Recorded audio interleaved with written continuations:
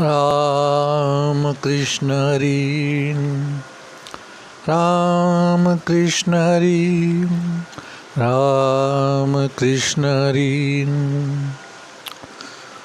अर्जुना, आणिकही एक सांगेन एक एक कौतिक, या विषयांते साधक त्यजती नियमे. क्षेत्रादी इंद्रिय आवरती, परी रसने नियमून करती, ते सहस्रदा कवळिजिती विषय इही. महाराज, भगवंत अर्जुनाला या स्थितप्रज्ञ म्हणजे काय आणि स्थितप्रज्ञता कशी ओळखावी किंवा कोण स्थितप्रज्ञ आहे हे ओळखावं याची महती अर्जुनाला भगवंत सांगतायत. या रणांगणावरती उभा असलेला हा भगवंतांचा अवतार आणि खाली बसलेला अर्जुन, हा चाललेला संवाद तिथे संजय ऐकतोय आणि धृतराष्ट्राला सांगतोय. आणि या सगळ्या श्लोकांचं वर्णन किंवा अनुवादित म्हणा किंवा त्याचं रूपांतरण आपल्या भाषेमध्ये ज्ञानेश्वर माऊलींनी केलेलं आहे. त्या या ओव्या आहेत आणि त्या ओव्यांचं आपण रसग्रहण करतो आहे. त्या ओव्यांचा आपण अनुवाद, अनुभूतीतून अनुभव आपण एकमेकांसाठी घेतो आहे किंवा त्याचा आपण आस्वाद घेतो आहे. आणखी एक सांगेन कौतिक, मला आणखीन एक कौतुकाची गोष्ट सांगतो. या विषयांते साधक त्यजती नियमे. या विषय जे आहेत, विषय असणारी लोक, विषय बरोबर घेऊन चालणारी लोक किंवा विषयांचे साधक असणारे हे सगळे नियम धाब्यावर बसवतात. नियम धाब्यावर बसवतात याचा अर्थ काय? कुठलाही त्यांना विधिनिषेध नाही. क्षेत्रादी इंद्रिय आवरती, मग एखादं क्षेत्र आहे, देऊळ आहे, काही कुठे जायचं असेल त्या ठिकाणी ते आपलं मन, आपले विषय आवरून घेतात. परी रसने नियमना करीती, पण जर इच्छा झाली, मनामध्ये जर विषयाची आसक्ती निर्माण झाली, तर त्याला कोणताही नियम लावत नाहीत किंवा नियमाच्या आधारे ते थांबत नाहीत. ते सहस्रदा कवळजिती विषय, ते हजारो वेळेला विषयाच्याच अधीन होतात. फक्त काही ठिकाणी, म्हणजे महाराज उदाहरण द्यायचं झालं तर मंदिरात गेला आहे म्हणून केवळ नको त्या गोष्टीकडे, नको त्या विषयाकडे बघायचं नाही आणि मंदिराच्या बाहेर पडलं की पुन्हा आपला मार्ग तोच, त्याच मार्गाने आपण जायचं. मंदिरात गेला का देवाचं नाव घ्यायचं, बाहेर आलं की शिव्या द्यायला सुरुवात. महाराज, विषय हा जो काही त्यांनी शब्द वापरलेला आहे ज्ञानेश्वर माऊलींनी, हा विषय याचा अर्थ केवळ शरीर सुख किंवा शरीराचंच घेतलेलं सुख म्हणजेच विषय असं नाही. विषय हा पंचेंद्रियांवरती आधारित आहे. डोळ्यांनी तुम्ही चुकीची गोष्ट बघताय, डोळ्यांनी तुम्ही वाईट गोष्टीचा विचार करताय, वाईट गोष्टी बघताय, तो सुद्धा एक विषय आहे. नाकाने तुम्ही चुकीचा वास घेताय, नको त्या गोष्टीचा वास येतोय तरी तुम्ही तिथे थांबताय, विषय आहे. जिभेने वाटेल ते खाताय, गरज नाही, तुमच्या विधिलिखित नाही, ते निषिद्ध तुम्ही ते खाताय, जिभेला चट म्हणून तुम्ही खाताय, तो विषय आहे. कानाने नको ती गोष्ट ऐकताय, एखाद्याची निंदा ऐकताय, एखाद्याला शिव्या देतायत ते ऐकताय, शेजाऱ्याचं चाललेलं भांडण ऐकताय, तुमच्या कानांना तो रस आवडतोय, तो सुद्धा विषय आहे. शरीराची ओळख, पंचेंद्रियाची ओळख, स्पर्श करताय, त्वचेचा तुमचा स्पर्श होतोय, चुकीच्या गोष्टीला तुम्ही स्पर्श करताय, नको त्या गोष्टीला तुम्ही हात लावताय, ती गोष्ट ही विषय आहे. तुम्ही उपभोग घेताय जी गोष्ट तुमची नाही, जी स्त्री तुमची नाही, त्या स्त्रीचा तुम्ही चुकीच्या मार्गाने उपभोग घेताय, तो सुद्धा महाराज विषय आहे. या विषयाची अनेक उदाहरणं, विषयाच्या संदर्भात केलेलं हे विवेचन ज्ञानेश्वर माऊलींनी या ओव्यांमधून आपल्याला सांगितलेलं आहे, मांडलेलं आहे. या विषयांपासून परावृत्त झालेला माणूस म्हणजे स्थितप्रज्ञ, हे माऊलींना या ओव्यातून सांगायचं आहे. त्याची उदाहरणं अर्जुनाला ते देत आहेत.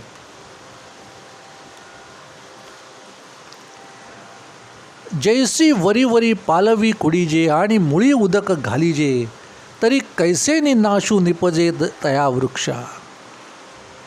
अर्जुना, वरून वरून जरी झाडाची पालवी खुडून टाकली आणि त्या झाडाच्या मुळाशी जर पाणी घातलं, कुडीजे आणि मुळक उदक घालीजे, मुळाशी जर त्याच्या पाणी घातलं तरी कैसेने नाशू निपजे तया वृक्ष. अरे तो वृक्ष मरेल काय?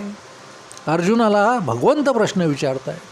तो उदकाचेनी पडे अधिके जैसा आडवेनी अंगे फाके तैसा मानवी विषोपोखे रसनाद्वारे.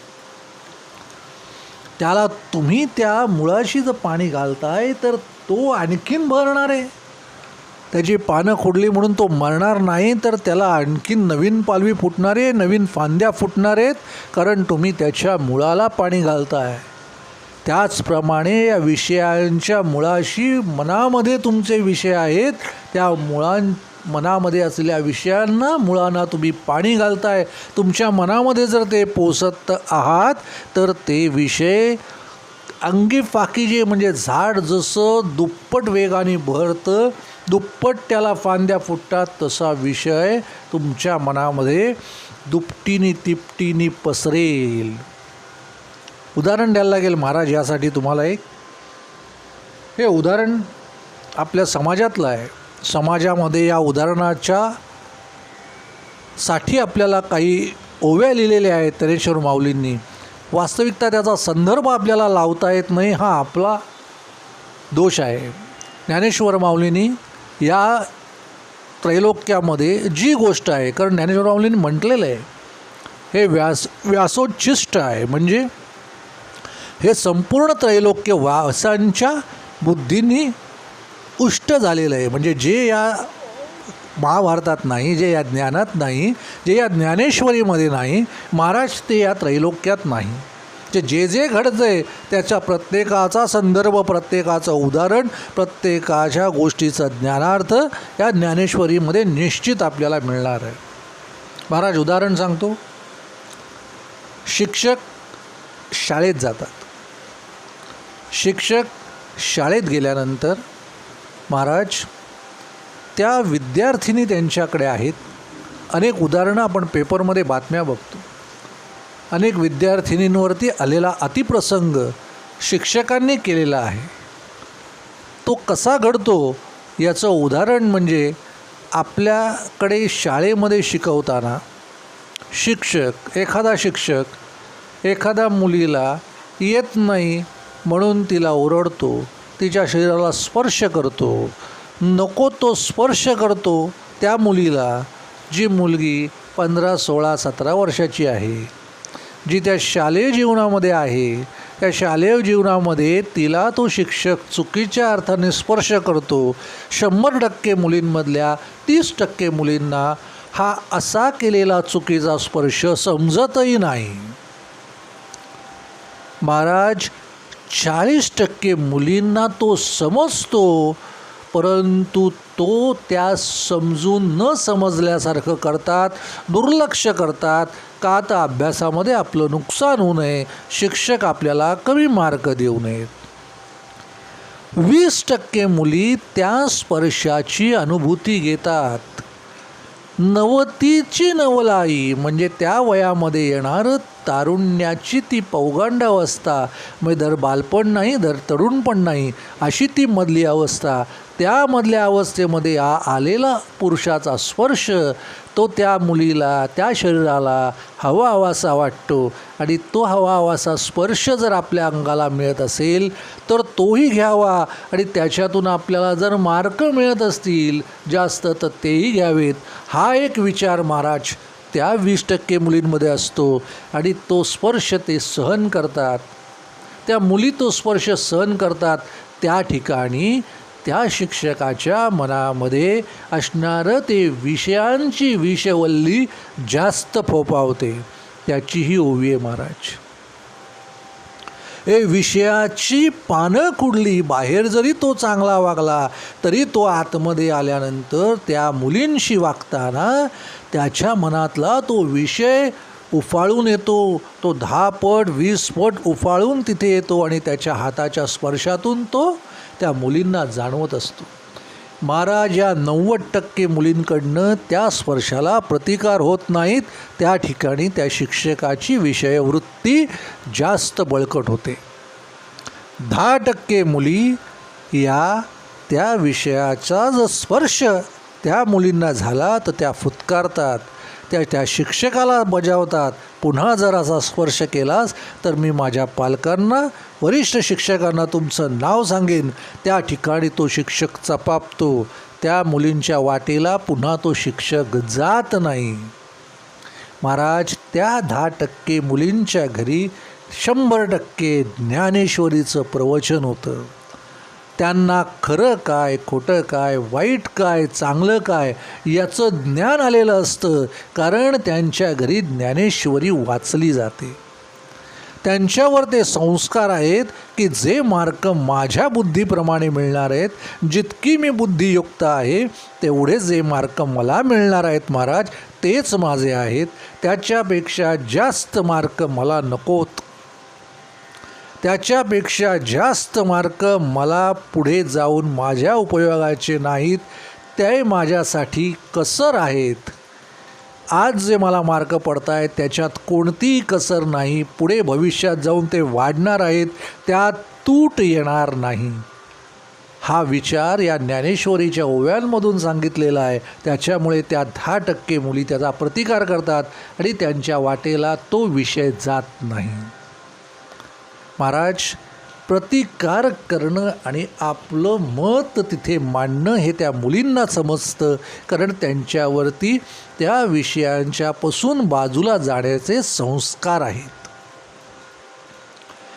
महाराज ही विषवृत्ती, ही विषयांची वृत्ती, ही मनामध्ये फोफावणारी वृत्ती शिक्षकाची या सगळ्या अतिप्रसंगांना, चुकीच्या घडणाऱ्या गोष्टींना ही दुजोरा देणारी आहे, त्यांना बळकटी देणारी आहे महाराज. म्हणून माझं एक मत आहे, या प्रवचन जर कोणी शिक्षणाधिकारी ऐकणारे असतील, कोणी जर मंत्री, कोणी जर चांगले राजकारणी ऐकणारे असतील तर मला विनंती आहे, शैक्षणिक क्षेत्रात शिक्षक म्हणून ज्या वेळेला निर्माण होणारा माणूस येईल, शिक्षक निर्माण कराल त्यावेळेला त्याला सांख्ययोगाचा एक पेपर त्याला द्यायला लावा. सांख्ययोगाचा अभ्यास त्याला करायला लावा. सांख्ययोगाच्या मुशीतून, ज्ञानेश्वरीच्या मुशीतून ज्यावेळेला शिक्षक घडेल त्यावेळेलाच त्याचे विषयावरती कोणत्याही परिस्थितीमध्ये मनामध्ये ती विषवृत्ती, विषयांची वृत्ती, विषवल्ली जागृत होणार नाही महाराज. महाराज पुढची ओवी आपण येऊ. एक एक ओवीचा संदर्भ आणि एक एक ओवी उलगडून सांगणं हे या प्रवचनाचं मूळ उद्देश आहे. उद्दिष्टही हेच आहे. जे जीवन हे न घटे येणे विण, येरा इंद्रिया विषय तुटे, तैसा नियमनु ये रस हटे. मग अर्जुना स्वभावे एसिया नियमा ते पावे, जै परब्रह्म अनुभवे होऊन जाईजे. हा नियम जो शब्द आहे ना महाराज, नियम या शब्दाचा अर्थ रोज सातत्याने जीवन हे न घटे येणे विण. जर विषय जर तुम्ही अंगीकारले नाहीत, विषयांच्या जर तुम्ही अधीन झाला नाहीत, नाही समजा विषयाचं तुम्ही अनुकरण केलं, नाही विषयाचं तुम्ही अनुसंधान केलं, नाही तुम्ही इंद्रियांचं सुख तुम्ही अनुभवलं, म्हणून तुमचं जीवन काही घटणार नाही आहे महाराज. हे नियम तुम्ही पाळल्यामुळे, हे नियम तुम्ही तुमच्या शरीराला लावल्यामुळे, आत्मसात केल्यामुळे तुमच्या इंद्रियापासून विषय निश्चित सुटतील. निश्चित तुम्ही विषयांपासून लांब जाल. तुम्ही डोळ्यांनी वाईट बघणार नाही, कानाने वाईट ऐकणार नाही, तुम्ही नाकाने चुकीचा वास घेणार नाही, तुम्ही तुमच्या जिभेने चुकीची गोष्ट खाणार नाही, तुम्ही जिभेने वाईट बोलणार नाही, तुम्ही कोणताही चुकीचा स्पर्श कोणत्याही स्त्रीला करणार नाही. हा जो काही विचार आहे ना महाराज, हा विचार या ज्ञानेश्वरींच्या ओवीतून माऊलींनी प्रगट केला आहे. माऊली चांगल्यासाठी ओवी 4 लिहिल्या आहेत, पण काय वाईट आहे हे सांगण्यासाठी माऊलींनी 10 ओव्या लिहिल्या आहेत. महाराज एकदा का तुमच्या जीवनातलं चुकीचं वाईट निघून गेलं ना, का उरेल ते फक्त चांगलं, हा माऊलींचा विचार आहे. माऊलींचा विचार आपल्याला प्रत्येक वाईट गोष्टींवरती बोट ठेवून ती आपल्या स्वतःच्या शरीरातून बाजूला करण्यासाठी महत्त्वाचं काम करते. फक्त तुम्हाला ती ओवी समजायला हवी महाराज. जै परिब्रह्म अनुभवे होऊन जायत. जर तुम्ही या नियमांमध्ये राहिलात तर प्रत्यक्ष परब्रह्माचा तुम्हाला अनुभव येईल आणि ते शरीर तुमचं परब्रह्म होऊन जाईल. तै शरीर भाव नासती इंद्रिये विषय विसरती जै सोह भाव प्रतिती प्रगट होय. तुमचा शरीराचा भावच निघून जाईल. विषयांबद्दल आसक्ती तुम्हाला उरणारच नाही. मला जिलब्या खायच्या आहेत काही गरज नाही, मला अमुक खायचं आहे काही गरज नाही. तुमच्या रसना त्याच्यावरती येणार नाही. डोळ्यांनी काहीतरी वाईट गोष्ट बघायची आहे पण तुम्ही बघणारच नाही महाराज. समोर आली तरी बघणार नाही. एखाद्याची निंदा चालू आहे, तुम्ही सहज तिथून निघून जाल. तुम्ही कोणाची निंदा ऐकणार नाही. त्याला तुम्ही थांबवाल, कोणाची निंदा माझ्यासमोर करू नको. गरज नसलेली गोष्ट समोर आली, स्पर्श तुमचा होणार नाही. कारण तुम्ही आपोआप हात जोडाल. समोरच्यामध्ये भगवंत आहे, हात जोडलेत का चुकीचा स्पर्श तुमचा निश्चित होणार नाही. या सगळ्या गोष्टींचं एक उदाहरण आहे महाराज. हे तुम्हाला उदाहरण सांगितल्याशिवाय पुढची ओवी कळणार नाही. इंद्रिये विषय विसरती जै सोह भाव प्रतिती प्रगट होय. क्षणाला ज्या वेळेला इंद्रियांनी तुमचा विषय विसरला त्याच वेळेला तुमच्यामध्ये सोहभाव म्हणजे भगवंताचा भाव, म्हणजे तुमच्यामध्ये कुठल्याही गोष्टींची आसक्ती नाही असा परिपूर्ण भाव आपोआप निर्माण होईल. एरवी तरी अर्जुना हे आया नये साधना जे राटती जतना निरंतर. हे प्रत्यक्ष आयुष्यभर जतन करायला हवं. हे काही सोपं नाही आहे. ही एक प्रकारची साधना आहे. हे एक तपश्चर्या आहे, तप आहे.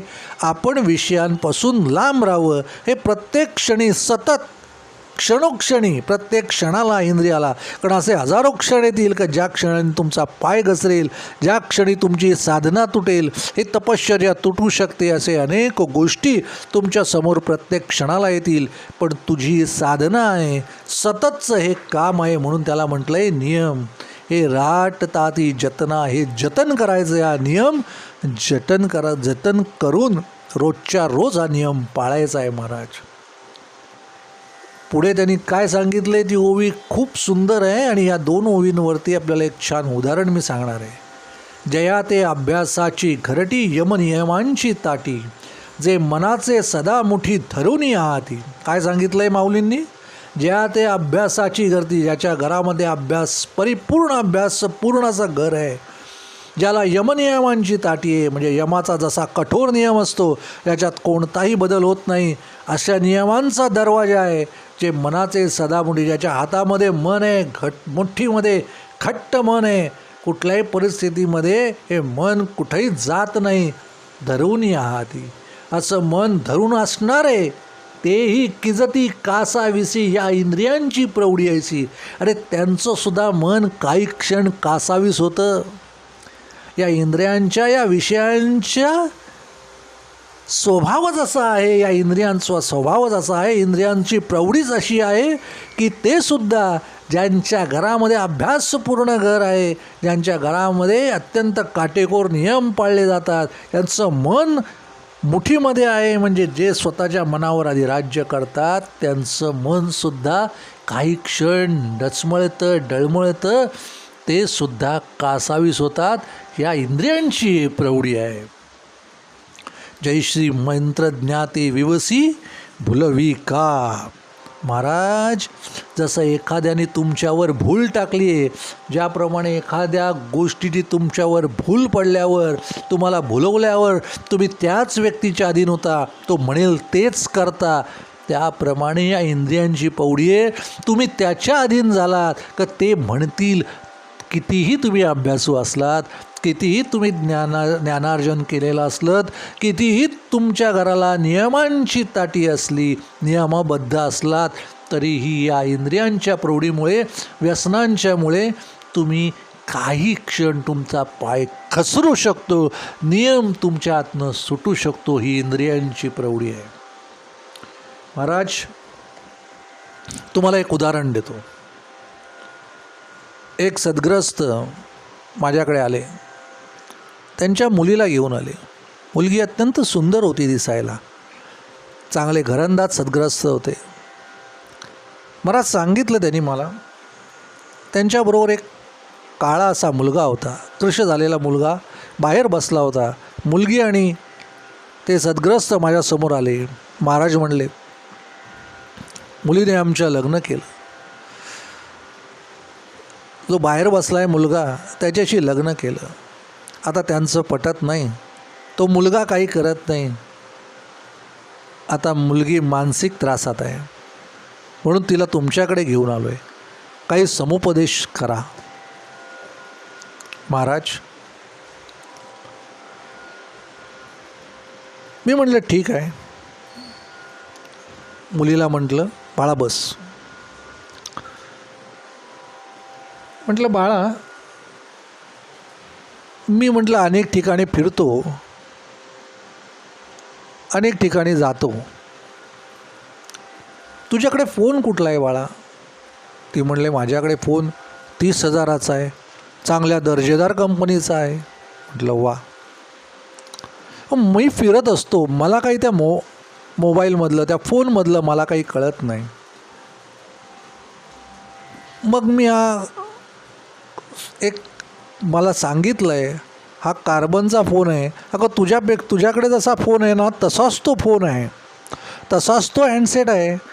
आणि त्याचप्रमाणे त्याची स्क्रीन स्क्रीनपेक्षाही मोठी आहे. आणि तू सांगते त्या किमतीपेक्षा तो नक्की स्वस्त पण आहे, दिसायला चांगला आहे, आवाज चांगला आहे. मग मी तो घेऊ का? मी फिरत असतो, मला एवढं काही त्यातलं कळत नाही. मुलगी म्हणाली, नाही महाराज, तो घेऊ नका. अहो तो चायना आहे, तो कार्बन आहे. तुम्ही हा घ्या, तुम्ही ॲपल घ्या, तुम्ही सॅमसंग घ्या, चांगला फोन घ्या, मेड इन कोरिया घ्या, चांगले फोन घ्या. हे टिकतात महाराज, हे खराब होत नाहीत. ह्याची स्क्रीन चांगली आहे, त्याची नंतर बॅटरी खराब होते, ह्या फोनची बॅटरी खराब होत नाही, याचा चार्जिंग पोर्ट खराब होत नाही, हा हँग होत नाही. अहो तो फोन हँग होतो, त्याची स्क्रीन नंतर खराब होते, याचा डिस्प्ले खराब होत नाही. महाराज, मुलीने मला भरभरून सांगितलं, तिच्या फोनचं तिने कौतुक सांगितलं आणि हा फोन घेऊ नका म्हणून मला सांगितलं.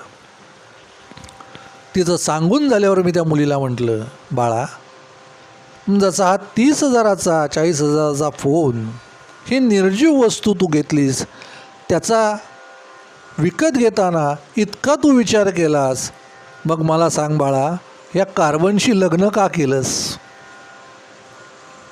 अगं तुझ्या आयुष्याचा विचार करताना तू एखादा चांगला सॅमसंगचा किंवा ॲपलचा जर हँडसेट घ्यायचास, तो सोडून हा कार्बनचा हँडसेट का घेतलास आयुष्यात?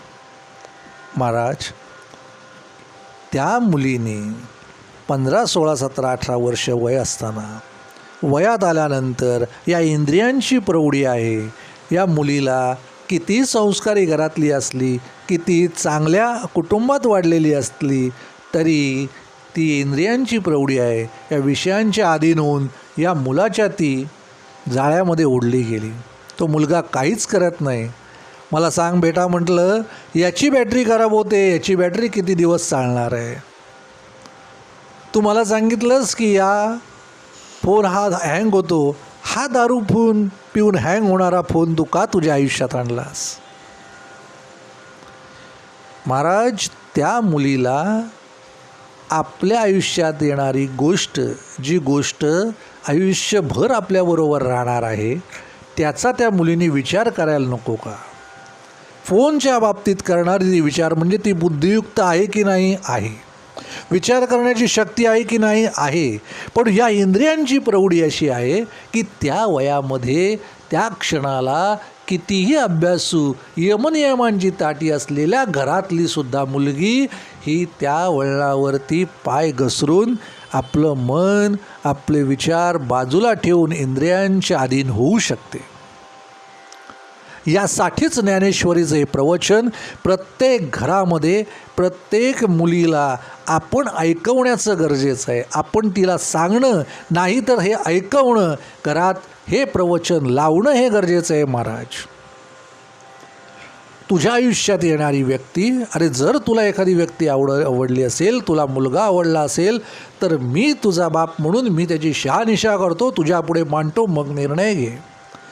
जर एखादा मुलगा आवडला असेल तर मुलीने ठामपणे, जर तिने ज्ञानेश्वरी वाचली असेल तर ठामपणे तो विचार करायला हवा, प्रेम भावना योग्य असली तरी मला ज्याच्याबरोबर संसार करायचा आहे, मला ज्याच्याबरोबर आयुष्य काढायचं आहे, त्याचं घर कसं आहे, त्या मुलीने थेट त्या मुलाच्या घरी जायला हवं, घर बघायला हवं, आई बघायला हवी, वडील बघायला हवेत, घर बघायला हवं, त्याची बहीण बघायला हवी, भावंड बघायला हवी, समाजातलं स्थान बघायला हवं, तो करतो काय हे बघायला हवं. केवळ तो दिसतो, तो बाईकवर फिरतो, तो दिसायला चांगला आहे, मला आवडतो, इतकंच म्हणणं योग्य आहे का? त्या मुलीने त्याची संपूर्ण शहानिशा केल्यानंतर प्रेम भावना व्यक्त करणं हे योग्य आहे, पण न कुठली गोष्टीची शहानिशा करता त्या व्यक्तीच्या, अनोळखी व्यक्तीच्या खांद्यावर डोकं ठेवून आयुष्य सोपवणं हे अत्यंत मूर्खपणाचं लक्षण आहे. ही ओवी ज्ञानेश्वरी आपल्याला या गोष्टींची उकल सांगते.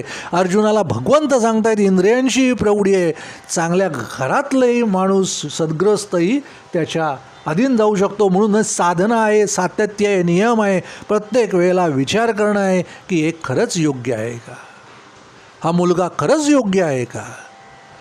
त्या मुलीने विचार करायला हवा. केवळ दिसायला चांगला, अरे नसेल तो गर्भश्रीमंत पण निर्व्यसनी आहे ना, अरे नसेल दिसायला इतका चांगला पण सुदृढ आहे ना. अगं तू ज्या मुलाला जन्म देणार आहेस, तुझ्यातनं उदरातनं ईश्वराचा अंश जो जन्माला येणार आहे, त्याचं रूप त्या मुलावरती ठरणार आहे. तो प्रजननयुक्त आहे का, प्रजनन क्षमता त्याच्यात आहे का. अनेक कुटुंबातल्या मुली माझ्याकडे येतात, त्यांना मुलं होत नाहीत. अरे केलंच लग्न कोणाशी, तुला बघता आलं नाही का, त्याची प्रजनन क्षमता आहे का, तुला नको का बघून घ्यायला, तो सक्षम आहे की नाही, सुदृढ आहे की नाही, हे तुम्ही बघायला नकोत का. त्याच्याकडे असणारा अभ्यास, शिक्षण, या सगळ्या गोष्टींची शहानिशा खरंच तो तेवढा आहे का, हे तुम्ही अभ्यासूपणे तुम्ही पालक म्हणून तुम्ही बघायला नकोत का.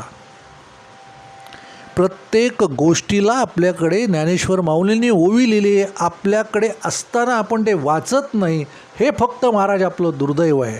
आपण आपल्या मुलींना, आपल्या मुलींच्या समोर हे प्रवचन मांडत नाही किंवा ते यांना सांगत नाही, हा प्रश्न आहे. विषय म्हणजे काय, इंद्रिय सुख म्हणजे काय, त्याची तुला आत्ता गरज आहे का, हे तिला जर समजावून सांगितलं तर केवळ त्या शरीर सुखासाठी, त्या काही क्षणांच्या सुखासाठी ती त्या मुलाच्या बरोबर नक्कीच भरकटली जाणार नाही.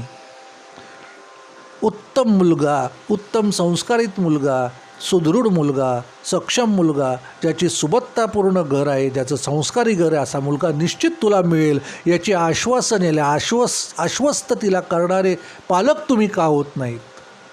ते होणं गरजेचं आहे, कारण ज्ञानेश्वरी तुम्हाला शिकवते आणि तुम्ही प्रत्यक्ष ज्ञानेश्वरी ऐकली पाहिजे, वाचली पाहिजे, कारण हे तुमच्यासाठी माऊलींनी लिहिलेलं आहे. देखे विषय ते तैसे पावती रिद्धी सिद्धीचे निमिषे, मग आकळती स्पर्शे इंद्रिया ते, या स्पर्श सुखाचं हे नवतीचे नवलाई आहे महाराज. 16व्या 17व्या वर्षी ते स्पर्श सुख हे तारुण्याचं तो कामदेव आहे, ते तुमच्यात निर्माण होणार आहे, नवीन उत्पत्ती व्हायची आहे. त्याच्यामुळे आपोआप तुम्हाला त्या स्पर्शाचं, इंद्रियांचं सुख हवं असं वाटणार आहे. हे काही निसर्ग नियम आहे, ते काही चुकणार नाही, ते होणारच आहे. महाराज माऊलींनी सांगितले विषय हे तैसे पावती रिद्धी सिद्धीचे निमिषे. अरे रिद्धी सिद्धी असलेल्यांचासुद्धा अमिष होईल आणि त्यांनासुद्धा हे आसक्ती, ओढ लावेल.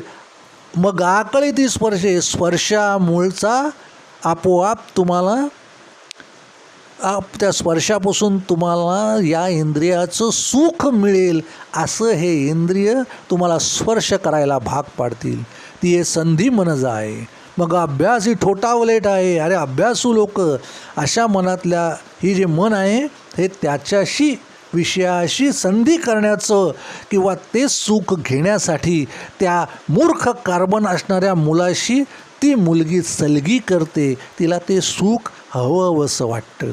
ऐसे बळकटपणं आहे इंद्रियाचे. या इंद्रियांच्यामुळे इंद्रियाचं सुख मिळावं, काही क्षण इंद्रिय सुख मिळावं म्हणून त्या कार्बनच्या जवळ जाण्याचं ही सुशिक्षित अत्यंत संस्कारी मुलगीसुद्धा त्याला नाकारू शकत नाही. ती त्याच्या अधीन होते.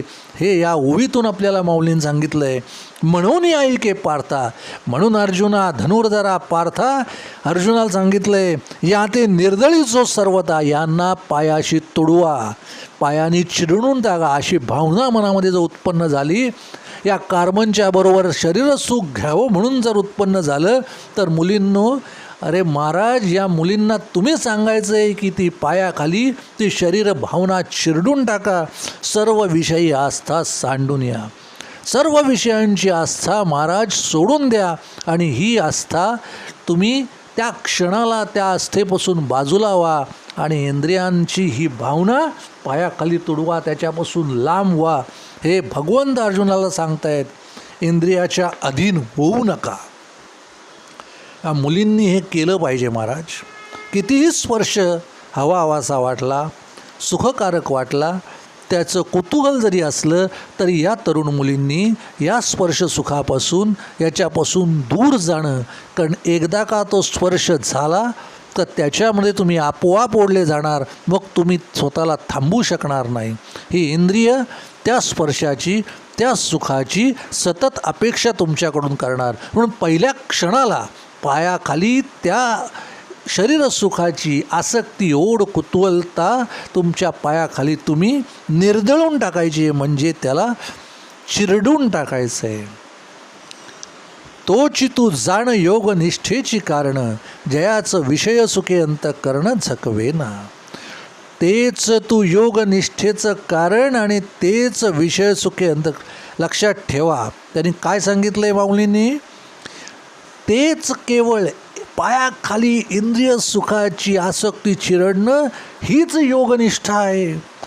आणि मग तुमचं विषय सुख कितीही तुमच्या समोर आलं तरी तुमचं अंतःकरण झकवेना. कुठल्याही परिस्थितीत तुमचं अंतःकरण, तुमचं मन त्याच्यापुढे मान तुकवणार नाही.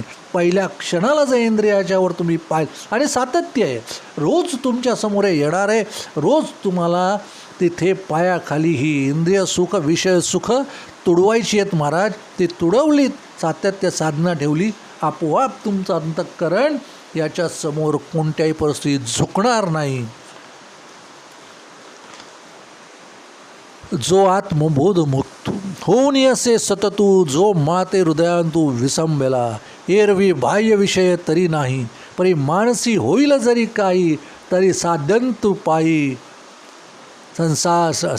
संसारू असे. कोणत्याही परिस्थितीत मनामध्ये जरी यत्किंचितही शंका निर्माण झाली, बाहेरच्या विषयाची कच तुमच्या आतमध्ये येणार नाही.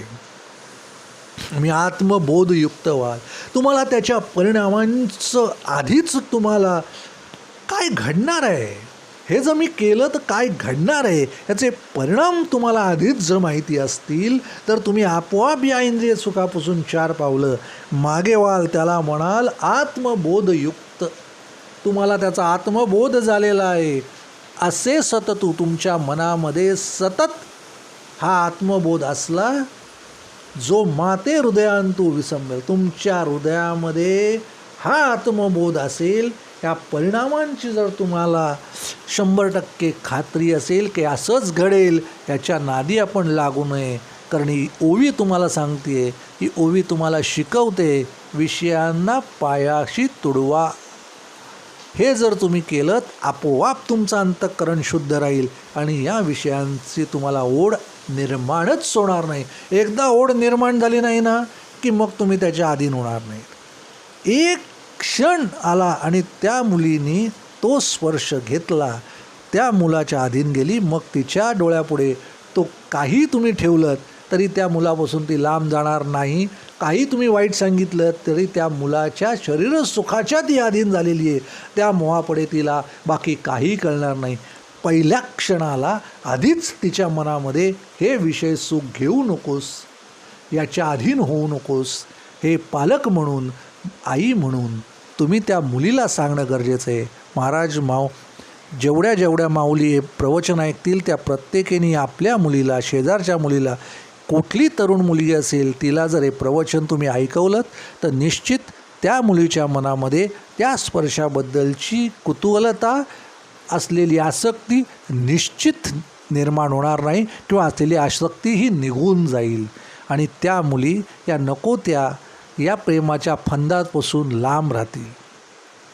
महाराज, या प्रवचनातून एक जरी मुलीचं आयुष्य मार्गी लागलं, एक जरी मुलगी या प्रवचनामुळे चुकीच्या मार्गावर जाण्यापासून वाचली तरी या प्रवचनाचं सार्थक आहे.